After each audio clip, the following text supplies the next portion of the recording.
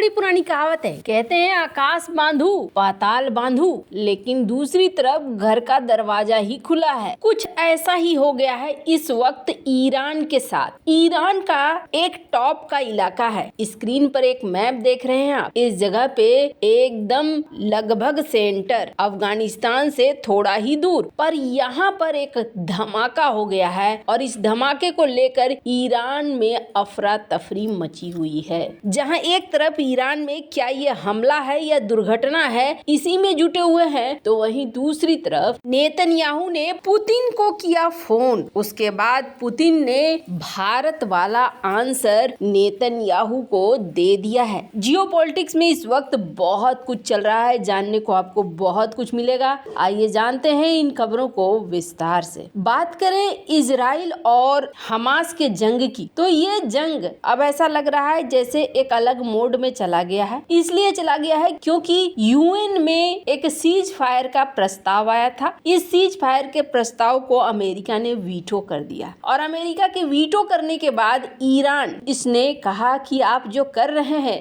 इससे middle east में एक ऐसा सिचुएशन पैदा हो रहा है जिस सिचुएशन में ये देखा जा रहा है कि ये युद्ध कहीं मिडिल ईस्ट के अलग अलग देशों में न फैल जाए। ईरान ने इसके बाद फोन मिला दिया। आपको बता दें, ईरान ने फोन मिलाया राष्ट्रपति पुतिन को। पर इसी बीच क्या होता है कि ईरान के अंदर एक खास इलाका है। स्क्रीन पर इस इलाके को देखिए और यहाँ पर आप देख रहे हैं बहुत सारे टैंकर खड़े हैं। इसे ईरान का स्पेशल इकोनॉमिक जोन कहा जाता है। और यहाँ क्या होता है, यहाँ खास तौर पर तेल को लेकर रिफाइनरी वगैरह ये सारी चीजें काम करते हैं। अब अचानक से इस रिफाइनरी में आग लग जाता है और इस आग लगने के बाद टेंशन वाले हालात पैदा हो जाते हैं। क्यों टेंशन वाले हालात पैदा हो जाते हैं, तो आपको बता दें क्योंकि ये एक तेल रिफाइनरी है। ईरान का बिरजेंड स्पेशल इकोनॉमिक जोन है जहां तेल रिफाइनरी में रविवार को लगी भीषण आग। ईरान की इस्लामिक रिपब्लिकन न्यूज एजेंसी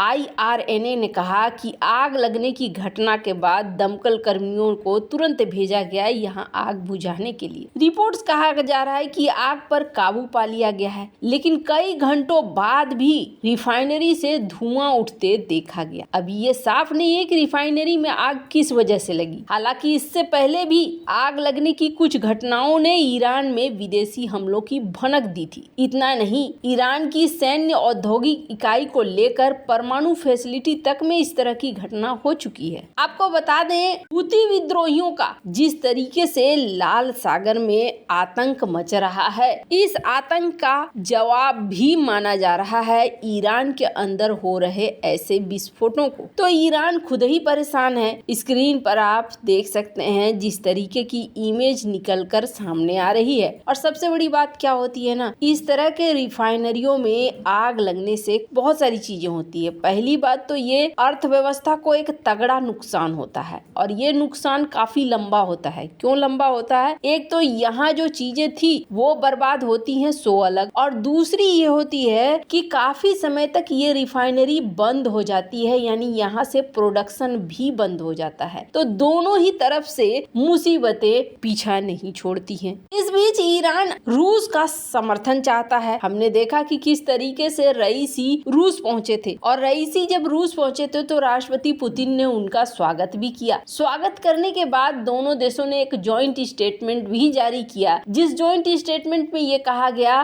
कि हम एक दूसरे का सहयोग करेंगे। अब जहां तक बात रही ईरान और सऊदी अरब के सहयोग की, तो आपको बता दें इसके बहुत कारण हैं। एक तो नॉर्थ कॉरिडोर, जिसको लेकर ईरान, रूस, भारत इन सबके बीच में एग्रीमेंट है। इस वजह से भी ईरान रूस के लिए महत्वपूर्ण हो जाता है। और दूसरी बड़ी चीज ये है कि ईरान अमेरिका का दुश्मन है और दुश्मन का दुश्मन दोस्त होता है। इस नाते से भी दोनों मित्र हो जाते हैं। अब यहाँ पर रूस ने एक बयान दिया था और रूस ने इस मुलाकात के बाद ये कहा था कि एक अंतर्राष्ट्रीय निगरानी मिशन बनना चाहिए। रूस ने कहा था कि आम फिलिस्तीनी लोगों को दंडित करने के लिए हमास के 7 अक्टूबर के हमले को औचित्य के रूप में इस्तेमाल करना इजराइल के लिए अस्वीकार्य है। हमास के हमले के प्रतिशोध में इजराइल ने गाजा पर हमला किया, जिसके बारे में इजराइल का कहना है कि इसमें 1200 लोग मारे गए हैं। और आपको बता दें, रूस बार बार इस बात को लेकर साफ साफ कह रहा है कि जिस तरीके से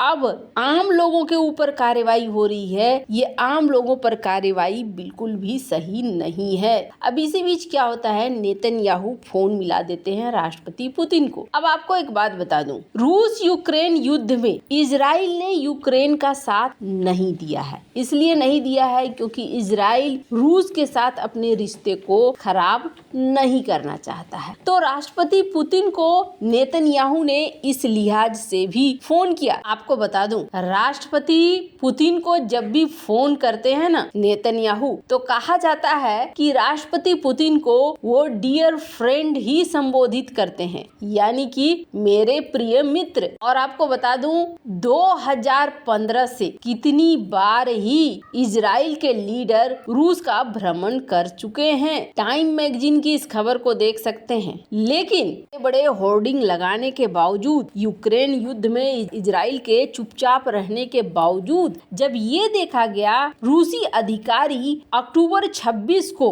मॉस्को में मिल रहे हैं हमास के अधिकारियों के साथ, हमास के मेंबर के साथ, तो ये बहुत ही चौंकाने वाला चीज था बहुत सारे इजरायलियों के लिए। और उस समय भी इजराइल की फॉरेन मिनिस्ट्री ने ये कहा था कि ये नहीं होना चाहिए जो यहाँ पर हो रहा है। पर अब रूस एक तरफ से मिडिल ईस्ट के साथ होता हुआ दिख रहा है, ईरान के साथ होता हुआ दिख रहा है। खैर, अब इसे जियोपॉलिटिकल रीजन भी बताया जाता है। पर इन सब के बीच में नेतन्याहू ने आखिरकार राष्ट्रपति पुतिन को फोन किया और राष्ट्रपति पुतिन को फोन करके नेतन्याहू ने इस बात को कहा कि आप जो यहाँ यूएन में आपके प्रतिनिधि ने हमारे खिलाफ वोट किया, आपने ऐसा क्यों किया, ये गलत है, आप हमारा साथ दो। जिस पर राष्ट्रपति पुतिन ने 2 चीजें कही और दोनों ही चीजें भारत से एकदम मिलती जुलती है। इन्होंने कहा कि देखो, आप ईरान के साथ हमारी दोस्ती पर मत जाओ। पहली बात ये, आतंकवाद के खिलाफ किसी भी एक्शन के लिए हम आपके साथ हैं। और दूसरी बात ये, सीज फायर करना है या फिर यहाँ पर आपको कोई मदद चाहिए तो वो हम देने को तैयार हैं। पर इसके नाम पर सिविलियंस को मारना या सिविलियंस इसके शिकार हो, वो बिल्कुल भी सही नहीं है। आपको बता दें, एक तरह से ये फोन कॉल करके रूस को इजराइल ने शांत कर दिया। और आपको बता दूं, ये फोन कॉल बेहद महत्वपूर्ण था जो इजराइल के प्रधानमंत्री द्वारा किया गया। वैसे इन सब मामले में आपकी क्या राय है, कमेंट कर जरूर बताएं। जल्द मिलते हैं अगले वीडियो में नई खबर के साथ।